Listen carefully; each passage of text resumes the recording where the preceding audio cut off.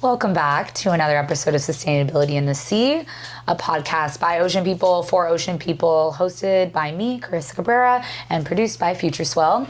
I'm back with part 2 with Laura Hernandez, an ocean leader that previously, in our previous episode, spoke a lot about what it means to position yourself as a youth advisor and how those opportunities can be created. I would really encourage anyone who wants to get experience young and play a leadership role to listen to that. It's really tangible and actionable.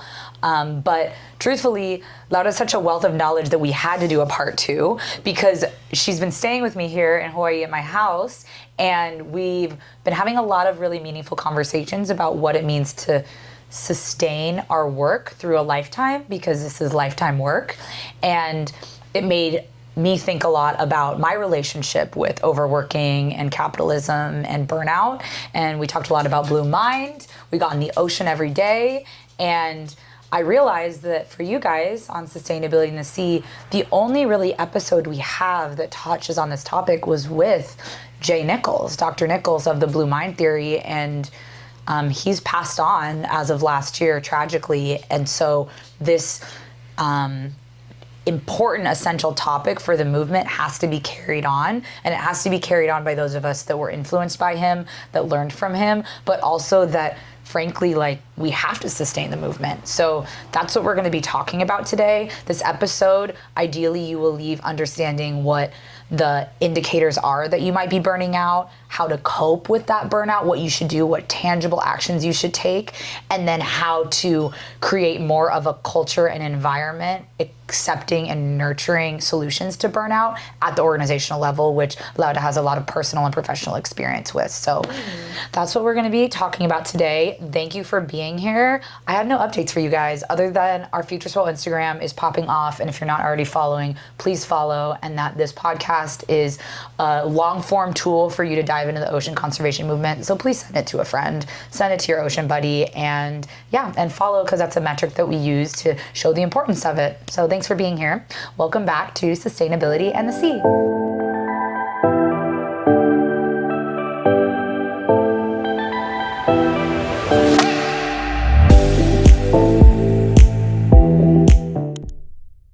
Welcome back. Thank you so much. Thank you for having me. Don't tell anyone we're in the same outfits. Okay, I feel like I was actually just at Capitol Hill Ocean Week and with Sustainable Ocean Alliance, and their New England hub did they were going to do a climate anxiety panel for Chow. Cool. And we, in the last minute, renamed it the Climate Empowerment Panel.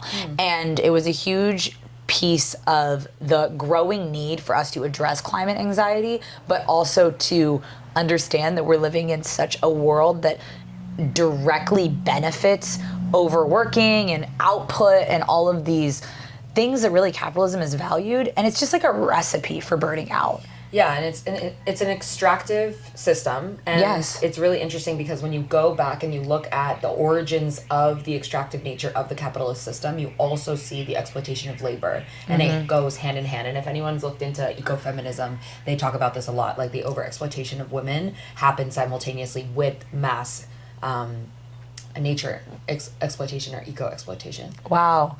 Yeah, on the unpaid labor of women will never stop. Yeah. It's truly... Yeah, it's the way that society views it too, and then it's like reinforced by the whole. That's and exactly so it. I think I work in conservation, we all work in different niches of the movement. It's truly just built on, like, we have so much urgency because our life paths are so intertwined and we're so passionate about being part of solutions. So it's built on urgency. It's built on the fact that we feel like we have a ticking clock sometimes, and a lot of it, the isolationism or the isolation of capitalism causes us to also think that it might all be on our shoulders, which is why a lot of the solutions that I've heard about to burnout are to get back in community, because you remember that you can pass the rock to your neighbors and take a break, and that the work will always be there when you get back. But I wanted to talk a little bit. You've been working in the space at an extremely high level for about 10 years now, or a little bit over 10 years, and when did you feel like you first burnt out, and like what did it look like or feel like in your body? Yeah, so this is like pretty heavy, but I think that just in general, like, as people in the environmental movement, like you were saying, we already experience a lot of like eco anxiety, eco grief that we're talking about more and more. But there's also this whole piece of just like the pressure to say yes to everything, especially as young professionals. Dude.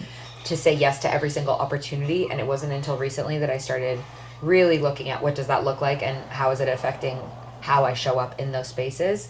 So I think like scarcity. Yeah, I think like the number one thing that I noticed that was the first factor or the first sign that I was burning out was just that I didn't have enough hours in the day to get done the millions of things that I had. And it wasn't just on a daily basis, it was on a weekly basis, it was on a monthly basis. Like no matter how much I got done in a day, it was never enough. And no matter how much I slept in a day, I always woke up tired. Exhausted. Like that's not a normal thing. You should be sleeping, you should sleep well, and you should wake up and you should feel well rested. If you're immediately reaching for caffeine or you're immediately needing even your phone to like get your brain to wake up, we're all guilty of it, but that really shouldn't be how things are done. And as someone that in the last podcast I spoke about this, but I'm neurodivergent, I struggle / live with anxiety and ADHD, and so I was having a lot of panic attacks and just really seeing my mental health and my anxiety and my ADHD just were unmanageable because your wellness was like overwhelmed at all times. Yeah, exactly. Yeah. And then when you get into the late stages of burnout, you stop, like it's kind of at the beginning, but it's really the late stages that you completely abandon like your basic needs. So you're not sleeping well, you're not eating well, you're not moving well. Any of those things, you're not getting enough fresh air. Any of those things start slipping, and it's a slippery slope to getting to the late stages of burnout. And then the final thing, as someone that's cyclically burnt out, which is an area that I've been like studying in particular, is that it was happening more and more frequently. Like it's sometimes people are just like, I worked 3 jobs and was an environmentalist, an environmental advocate, so it was normal for me to burn out, but it wasn't that normal for it to happen like multiple times a year. And then it was happening on like every few months, and then it was happening on a weekly basis that I was just feeling so incredibly overwhelmed, and that is just not normal. That is, it's like a fight or flight state that your body just is not sustainable in that state. When you're saying it was happening every few months, it was happening at these different frequencies, you're saying you would wake up tired, you would be not having enough time in the day to complete your basic tasks, you would be like feeling like everything was crashing down on you. That's how you knew. Yeah, I think for me in particular, like I really felt like I wasn't present. And as someone that later in my life, like now, I've been really trying my best to be mindful and stay grounded. When you start doing those things, it's almost scary because you become very aware of when you have like a dissociative day or like an autopilot day, some people like to call it. And when I noticed that those days were happening all the time, like the only way that I could get through the day was kind of just getting in a flow. And then I wasn't really only becoming present, like, oh, time's flying. And then now I'm back and still not enough is done. I've been overworking, I've been undersleeping, and just not enough is done. And I think like your body starts physically giving out on you. And that's what I'm talking about. Like those things were happening more often. It wasn't just lack of sleep. It was like my body was crashing. I was getting sick. I was exhausted, like falling asleep in random places, like borderline narcolepsy. Like your body starts to fail when you don't take care of your body. Your body shouts it to the rooftop. So even just getting sick really frequently, that can also be a sign of like mid to late stages of burnout. Wow. I think that I'm feeling a little called out right now. A lot of people do when you start talking about this stuff. Yeah, I like, feel... oh, that's not normal? Oh. And I feel like even the first thing you said of just feeling as though I have to say yes to every opportunity because I don't know if the next one will come. Mm-hmm. And instead moving into a mindset where you trust that something will come, is that what you would recommend as the solution, is a perspective change? And because I also am someone who really focuses on the practice of manifestation, I really do like try to be intentional with I set goals every year. I like check in at the bi-year mark, and I just really try to be specific and detailed with what I want out of life. Mm-hmm. But I do also suffer from believing that you could do it all. Yeah. I think the mindset calls back to our previous episode where I really encouraged people to stand out as a young professional or stand out as youth by being a very action-oriented person and by being someone that it's proven that you show results.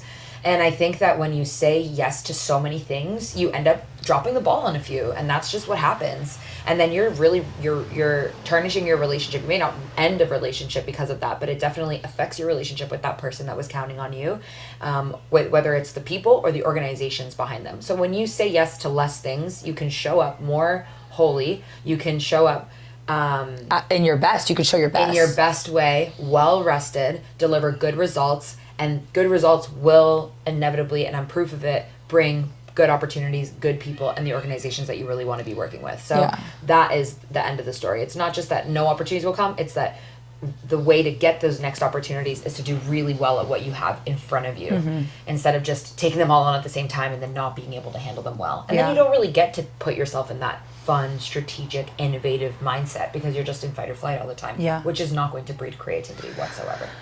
That's true. Yeah. So when you do notice, maybe you're listening for the first time and you're like, oh my God, I'm not sleeping. Oh my gosh, I'm burnt out. I think I'm burned out, you guys. I think I'm burnt out. I think I'm burnt out.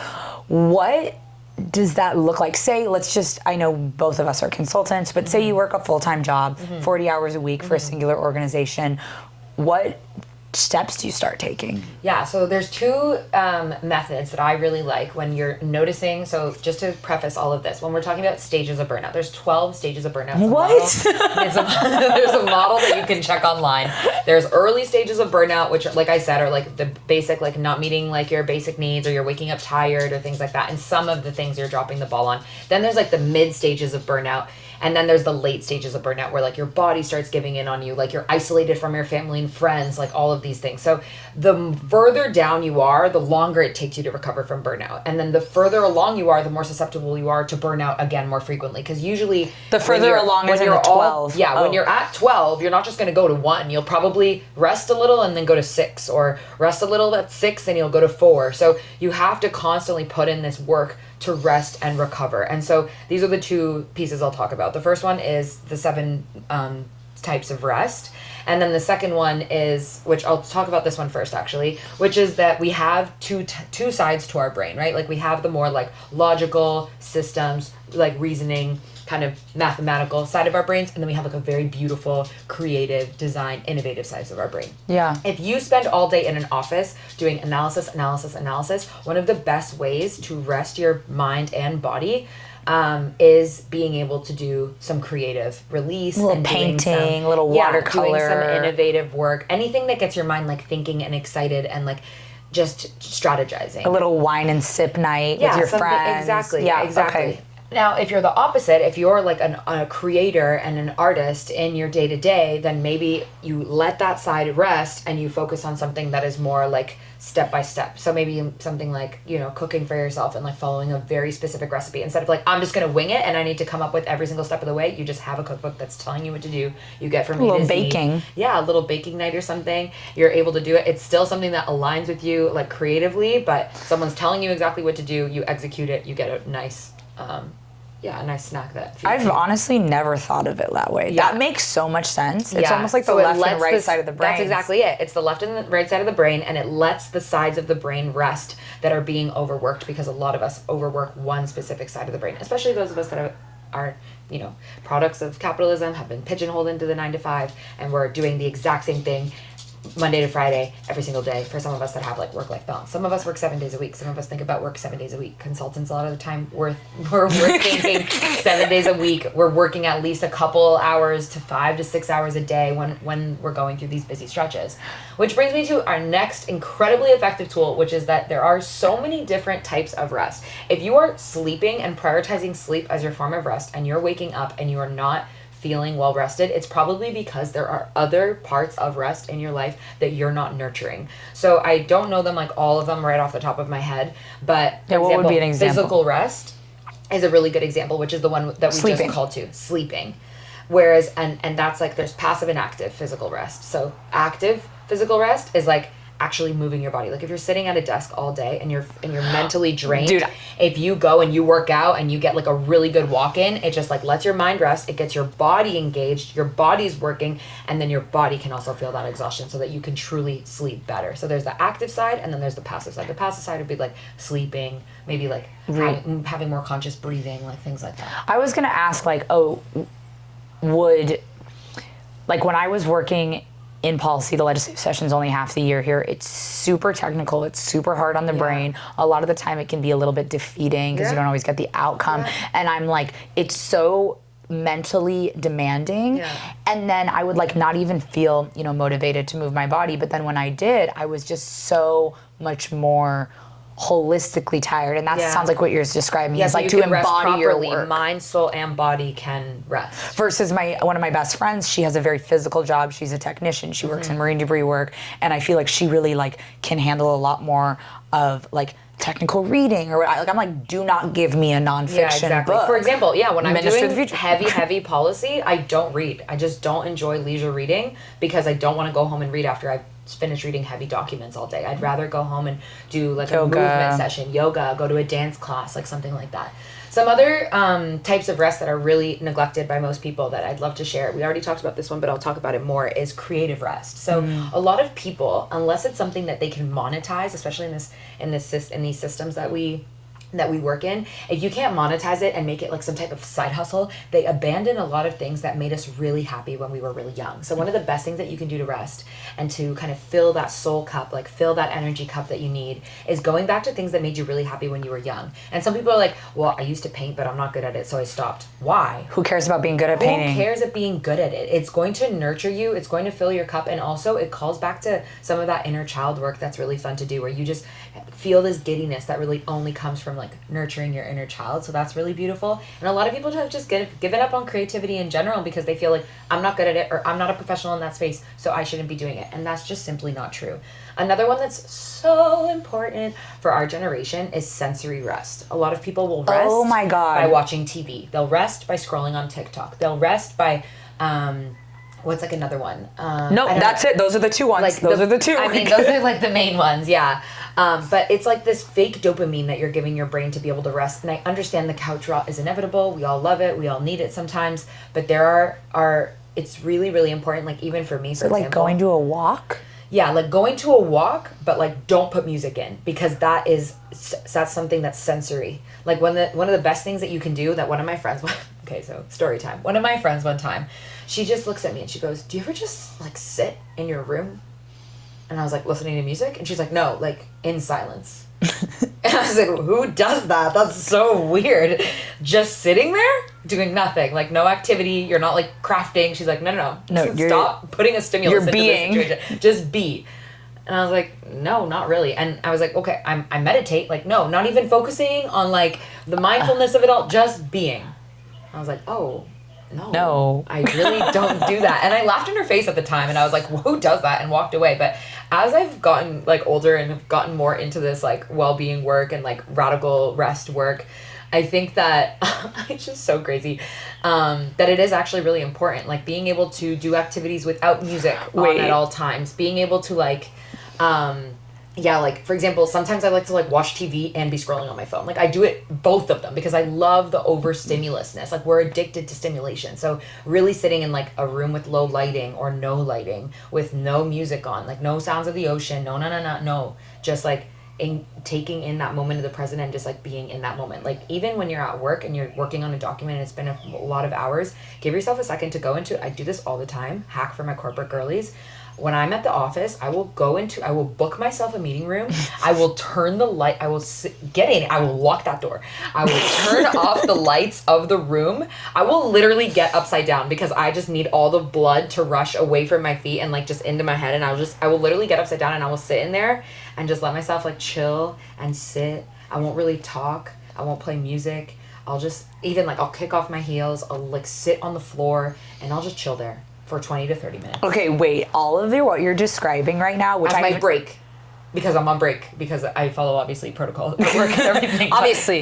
During my break. Yeah. Wait, I have never heard it packaged this way, as sensory rest, and I really think it's, first of all, important, and I'm taking a lot out of it, but I'm also reflecting on the fact that when I flew back from Washington, D.C., I was sharing this with Alex and Lauda this past weekend. I got back on a Thursday or a Friday. It was the last night. We went out all night, and I had a super early flight the next morning, and so I didn't get a chance to charge my phone. I went low-key from the night out to the flight. So I only slept like 3 hours on the flight, and I was like, okay, hey, like Lauda, Alex, you guys can't expect much from me tonight. Like I'm totally gonna be chilling.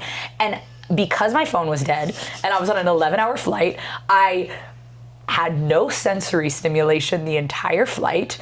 And I worked a little bit because my laptop had charge, but I had no sensory stimulation. I landed 3 hours of sleep in a plane. That's it. I need typically 9 hours of sleep. I'm a big sleep girly.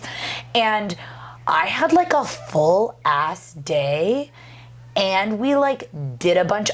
She got home and still worked. She still I locked in for a little bit. Yeah, you really did. I looked away, looked back, and she was on her laptop working, and I was like, wow, well, so much for giving yourself the night off. No, and I literally think it's the sensory rest that I experience. 100%. It really fills your cup, and then it almost like because it's an addiction that we have to sensory, like to all these sensory. So then you need to like work again.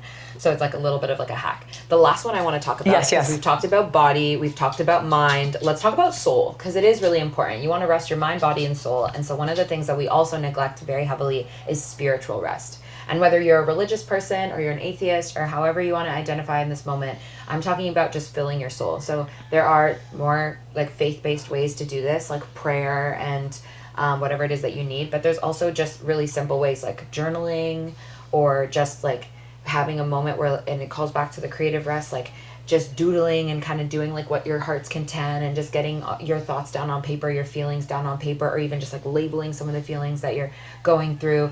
Those are all forms of spiritual rest that you can call back to. Like I really like to go back into nature. That's a form of spiritual rest, like spending time out on the land. As environmentalists, it's one of the best ways to conquer your eco and your eco grief and your eco anxiety is just spending some time in nature that you spend so much of your time working towards preserving and improving. Go sit in your local park, go walk. For real, it's under a tree. Just go to the tree. Yeah, go to the tree, go to your local watershed. It calls back to blue mind, green mind, all of these things, because you need to make sure that you're nourishing your mind, body, and soul. And I am hyper productive, and so I try to, do all of the things right, and sometimes it's really nice to just not.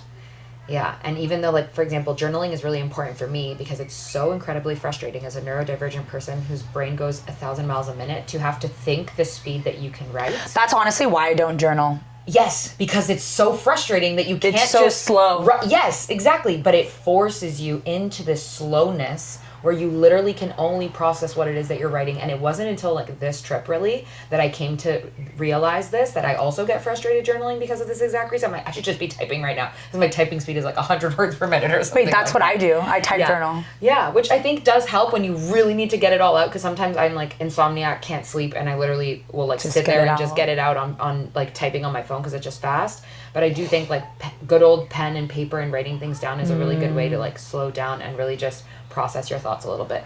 And a lot of people get intimidated by journaling, but there's a lot of prompts online, especially for environmentalists, that can tackle a lot of those complicated feelings of eco anxiety and eco grief that can help you out. Or like you can even just look on Pinterest, like prompts for new journalers or people that are just starting to journal, and there'll be some basic things. Instead of just how are you feeling, which feels really broad and not really action oriented, you can like look up things in your specific situation that that help you out. I had a question. So I'm like a really big relationship person. Mm-hmm. They're like the most, when you said fill your cup, I'm like, that's literally what fills my cup. It's relationships, the people I love, the people I choose to spend my life with. Yeah. And I feel like deeply, deeply rejuvenated after a long phone call with a friend. A lot of the people that mean the most to me definitely don't live here. And so I'm just wondering if for you, and I've noticed because we've been cohabitating, that you also get a lot from relationships. Yeah. Is that something that you view as like spiritual rest or mind rest, or what do you like? It's almost like love, like you're just like being given love by the people you love, and so it's like,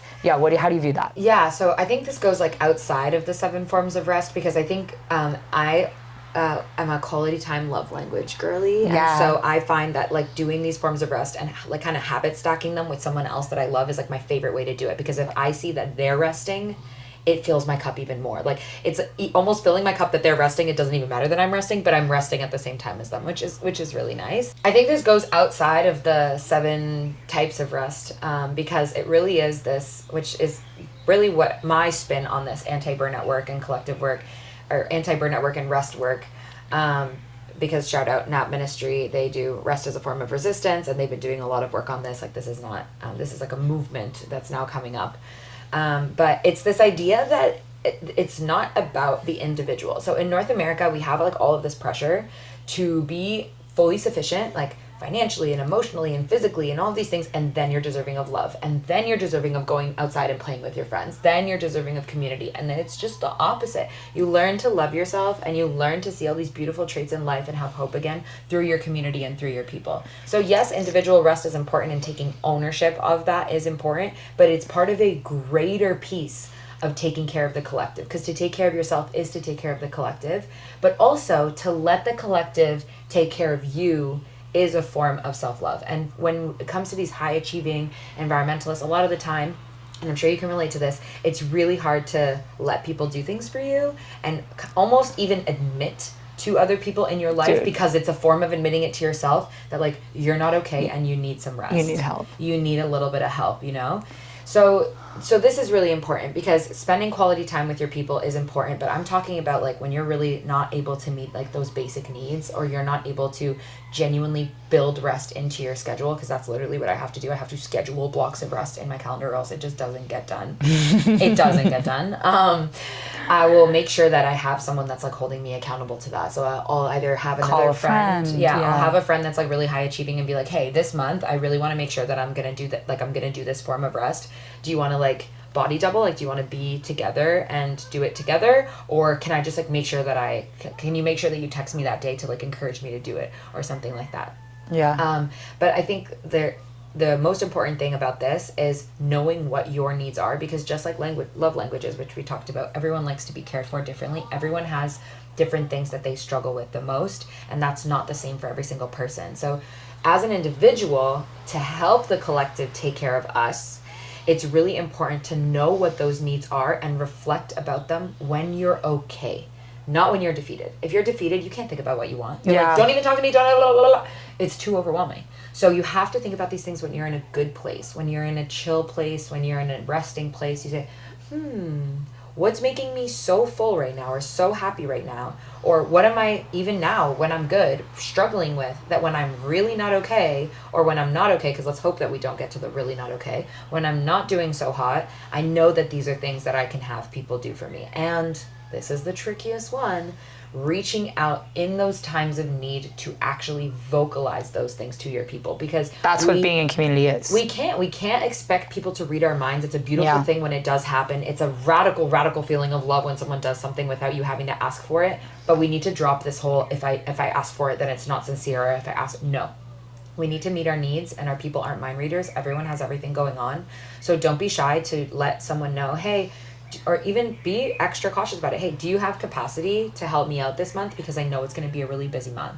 Hey, do you have capacity to check on me a little bit more this month? Because I'm really not going through, like, I'm really not having a hard time. Hey, do you have capacity to, anything? Like, ask people, because also they may not have capacity, and don't take that personally. But if they do have that capacity and they can check on you or spend time with you, or even like, hey, could you, help for you example, out. I have ADHD. Sometimes like very mundane things like doing laundry is not it for me. The laundry will get done and it will just sit clean in a corner for God knows how long. So when I have friends come over, they just sit on my bed, my bestest friends, because those are the only ones I'll let see my room when it gets crazy. They'll sit on my bed and just chat with me, and just them being there, it's like an ADHD hack called body doubling. It'll literally force me to just start moving and like start cleaning my room and start putting my clothes away. Wow. Yeah, so knowing what those needs are, knowing what works for you and what doesn't, which is fun to experiment with when you're in a good place, and then being able to vocalize to your community when you're not okay, or before you get to that place that you're not okay, that you need that help. And then I know that we've talked a lot about at the individual level how to take care of ourselves, and then how to like bring that into our community. So thinking for the last segment about what it means to bring that into a professional community and at the organizational level, because personally, and I will say that I have been traumatized by a work environment that truthfully would not have accepted anything of this nature even being brought into the conversation. A lot of organizations and institutions reject it because it means slowing down. Right? And then therefore, as an individual, you, by slowing down, are then jeopardizing your professional progress or future opportunities. And so what would you have to say to folks that might want to bring this into their workplace but are not sure if there could be repercussions, or are fearful of repercussions, and what that could look like if they're working, like, is my workplace somewhere that I could broach this subject, or how could I find allyship in that, or how could I bring this into the institutional level? Yeah, so I think there's two ways to go about this. There's like the easy way to do things, and then there's the, emergency, like pull when needed moment. So the first one is just making sure that you're involved. There's a lot of like employee networks and things like that, usually in offices. If they don't exist, try to start one. Use the methods that we talked about in the previous episode. Provide value by having this, having whatever pitch it is that you're pitching them, whether it's a youth council or a wellness council or an employee. They call them like employee committees sometimes, that just make sure it's like the little committee that makes sure that there's like a fun thing going on around your office every so often, like, whatever it is that it's called, that committee. You can go make sure you're a part of it, like talk to them. Hey, these are things that with my lived experience, for example, maybe neurodivergent people would really appreciate this. Do we have sensory rooms in the office? Dude, I cannot handle fluorescent lighting. No, fluorescent lighting sucks. That's most of the time why I go into these meeting rooms and turn off the lights, is because I cannot have the fluorescent above head lighting. It's so frustrating. And be able to have these open conversations in a safe space with people, and then making sure that they're the ones, because then they show the face of what's needed to the community and what's needed. You're not the one going to your manager being like, especially when you have a difficult manager or a difficult director, you're not the one going to them saying, hey, I need this kind of support. It's coming from like that third party. It's coming from the employee network. You're not carrying the responsibility, you're not carrying the load ask. of having to admit, I am overstressed, I am overworked, I can't handle my workload, or not I can't handle, but you're pushing me too hard. You're pushing me beyond my capacity, right? And a lot of the time that we're not delivering well at work, it's not because we're not good at our jobs, it's because we're overworked, or because we're just not being asked. Appreciated for me. Yeah, appreciation is a really big one, or you're just not working in the areas that are like the best for your results, which is really big as well. Yeah. So let's talk about this emergency pull, because a lot of people don't utilize this, and I do think it's incredibly important, and I advocate for this at the institutional level, is that your mental health is just as important as your physical health. If you were to break a leg the morning that you were going into the office, you would not go into the office. You would go to the hospital, you would get treated, and you would go the fuck home. For real. You would go home. I'm not sure if I'll just We drop F-bombs on stage. Okay, cool. Go the fuck home, okay? So, what would you do if you're having a really severe panic attack, or you're experiencing some middle to late stages of burnout? It's important for you to consider a full medical note from your doctor to take the time off that you need. Because a lot of people come to me, my boss would never give me time off. My team works 7 days a week. My blah, blah, blah, blah. Okay. You don't need to explain to your boss or to your director or to whoever when you bring in a medical note at work. They just take it and it's done. If they ask you any more questions, it's like borderline illegal. They are not allowed to follow up with why it is that you have the note. You go to your doctor, you explain you say, I'm overworked, I'm overstressed. I really think that I would benefit from having some time off of work, and they will not give it to me unless I have this note, and have that conversation with your general practitioner. And very likely, if you say like, I'm overstressed, I'm over this, I'm feeling, and be honest with them about all of those feelings that you're feeling, and they will very likely give you a note to have like a day off. Or if and this is where I'm talking like real emergency line, if you are cyclically burning out and you are now like feeling physical symptoms react and have at work, you probably need 2 to 3 at a minimum weeks off of work, because it takes from a full 12th stage burnout, it takes a year to a year and a half to recover from that level of burnout. A year to a year and a half. And no one has that amount of time to take off work or to abandon their careers or like the security of it all. I get it. But the 2 to 3 week minimum at least gets your foot on the door on some rest. And you'll know, your body will know. It'll start collapsing. You'll start sleeping 12 hours a night. There will be all of these factors when you actually give yourself the time to sleep. You'll probably be emotionally dysregulated finally, because you're not fight or flight keeping it together. You really, your body, mentally, your soul, everything will break down on you. You sit with that. You hopefully have community to then come and just hold you in that. Like my roommates help feed me. I'm like a big cook. I've been cooking, like we've been having the greatest time, but I couldn't cook for myself. I couldn't do anything. I wasn't even drinking water. I wasn't going to the bathroom regularly. That's late burnout. It's bad. It's happened to us all, really. Yeah, I've just been experiencing burnout, not knowing it was burnout. Yeah, and it happens cyclically. It'll happen like a pattern. And then you have to let yourself really take the time, like really set that time aside. And so sometimes that looks like a sick note if you really need that time off. And then you should be it should be encouraged from your doctor, but if not, you should schedule a follow-up meeting with your doctor to talk about how you're feeling a week and a half, 2 weeks into like this, let's say 3-week time off. And then you have a conversation. Is 3 weeks enough? And I've seen people extend this leave to 4, 5, 6 weeks, 2 months, 3 months sometimes. A lot of corporations and governments will have like leave without pay, so you may have to take leave without pay at a certain extent. And I'm recognizing that this all comes from a place of privilege. A lot of people work like shift work and things like that where you don't get time off. It's not going to be paid if you go away, and if you're not getting paid, your bills aren't getting paid, and then that's the financial stress alone will make everything worse. But these are tools that are within our means if we're looking at what does institutional support look like. Your rest, your sick days, your time off, use it. Rest, please. No, I mean, I think that there's people, especially probably not in the environmental space, but definitely in the corporate space, that just like the end of the year, they're like, they just have so many days. Hello, Riley. They're like, I have 3 weeks. Yeah, they're not using their PTO, and then it's like not even rolling over, and it's like, oh, well, work culture didn't allow it, and it's like... And like, if you're not using your PTO and you're okay with it, you may have a work addiction. Seriously though, this is like a serious thing. Like, oh, it doesn't affect me. Probably because you're getting a lot of stimulus and validation and all of these things from work, and that's why you're not stepping away, because your identity, and this could be a whole other episode, but at the end of the day, like what started all of this was like, who am I? And this is such an important question to ask us within the movement. Who am I outside of what I contribute to society? Who am I outside of what I contribute to my community? Who am I outside of what I contribute to the movement? You are enough. You are worthy. You deserve to be well rested and well fed and well moved and well nourished in your soul, and not because it makes you more productive next week.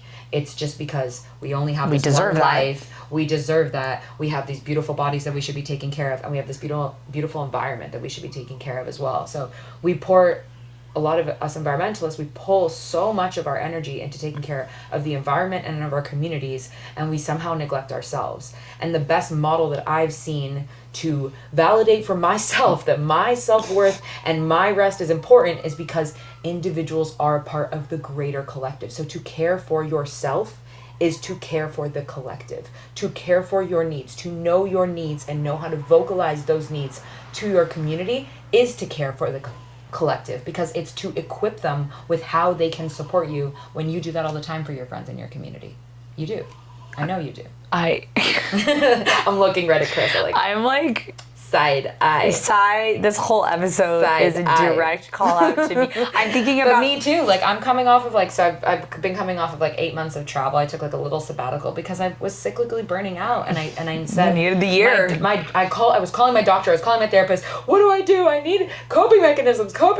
They were like, take time off. So I took a little bit of time off. When I took that time off, I had never been happier. I had never been better rested. I had never wanted to create more and express more and innovated more. I had never like thought of more ocean solutions or like ways to bring together the community. I was like, oh, is this what my brain is like when I'm not just on E running the gas pedal? And it's a really beautiful version of ourselves that, especially in our late 20s as professionals that have turned into like robots a little bit. Yeah, and consultants, and like we're managing our own time. It's really hard to like actually step away from the work and like put the laptop away, because sometimes it's just constantly going. And we need to like, yes, that's my number one for overachievers is schedule your rest into your work, into your calendar, as if it were the most important meeting that week, because it is. Literally it is. Because it is. Okay, well, on that note, let's go walk the beach. Yeah. I love that. Okay, if you also felt called out, don't worry, you're not alone. I host this podcast. Why do you think there wasn't episodes for 2 months? I guess I was burnt out. Carissa may or may not be burning out. Everyone go support her. Yeah, oh my God. Okay, we're gonna go play in the ocean. Thank you for listening. Please share, please follow, and connect with Lauda. Could you share a little bit about your contacts so that people can go find you definitely. after? So you can find me on Instagram. We're actually working on, Chris is helping me with my comms, so we're actually working on potentially changing my handle, so I won't share my handle in this episode, but it'll be in the episode description. Yeah, and you can find me on Instagram, on LinkedIn. I'm Laura Hernandez Merlano. That's HERNANDEZ for Hernandez and MERLANO. And Z means Z for those who are not from Canada. Yeah, because she's from Canada, yeah, LinkedIn, Instagram, however you want to connect, please reach out. If you're looking to incorporate these methods of rest into your workplace, it is a scary thing to do, but I think we're unapologetic as young professionals, and we have to build it. We got to do it. If you don't see yourself in the workplace in the future, maybe you should build the workplace that you see yourself in the future. So that's how I see it. And also, we're here changing all of these systems within the movement. This is obviously an inevitable one that we have to talk about. That's exactly it. So get into nature. Maybe turn off the lights and breathe a little without any music or without any Netflix or without any nothing. Just you and yourself, and your best friend. Reach out to your bestie and ask, what do you need today? We need a walk on the beach. I need a walk on the beach. Let's go. Okay, thanks guys. Bye-bye. Oh my God. Oh, that was fun. That was so fun. Are you cyclically burning out? Is that what's going on? So much to talk about.